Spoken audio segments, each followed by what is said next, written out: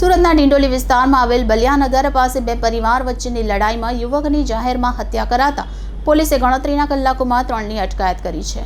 સુરતના ડિંડોલી વિસ્તારમાં આવેલી બિલિયાનગર પાસે અતુલ સોની ઉર્ફે યાદવની 3 દિવસ પહેલા અદાવતમાં 3 યુવકોએ હત્યા કરી હતી। ડિંડોલી વિસ્તારમાં આવેલી બિલિયાનગર સોસાયટીમાં રહેતા અતુલ સોની ઉર્ફે યાદવનો 3 દિવસ પહેલા મુકેશ ભરવાડના ભાઈ સાથે ઝઘડો થયો હતો। જો કે આજે સાંજે અતુલ પોતાના ઘર પાસે સોસાયટીની બહાર બાઇક પર બેસેલો હતો। તે સમયે 3 અજાણ્યા યુવકો આવીને અતુલ સોની ઉર્ફે યાદવની ઉપર ચપ્પુના ઉપરા છાપરી ઘા મારી મોતને ઘાટ ઉતારી ત્યાંથી નાસી ગયા હતા। જો કે ડિંડોલી પોલીસે શંકાના આધારે આનંદ યાદવ, અભિષેક અને નવાંગણીવાળા નામના વ્યક્તિની ધરપકડ કરી વધુ તપાસ હાથ ધરી છે। ડિંડોલી પોલીસ સ્ટેશન વિસ્તારમાં નવાગામ ખાતે એક હત્યાનો બનાવ બન્યો છે।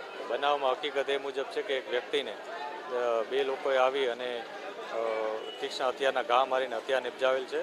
જે ભોગ બનનાર છે એને મેડિકલ તપાસ અને એના માટે પીએમ માટે અત્યારે પોલીસ કાર્યવાહી કરી રહેલ છે। આ ઉપરાંત એના સંબંધીની ફરિયાદ લેવાની પણ પ્રક્રિયા ચાલુ છે।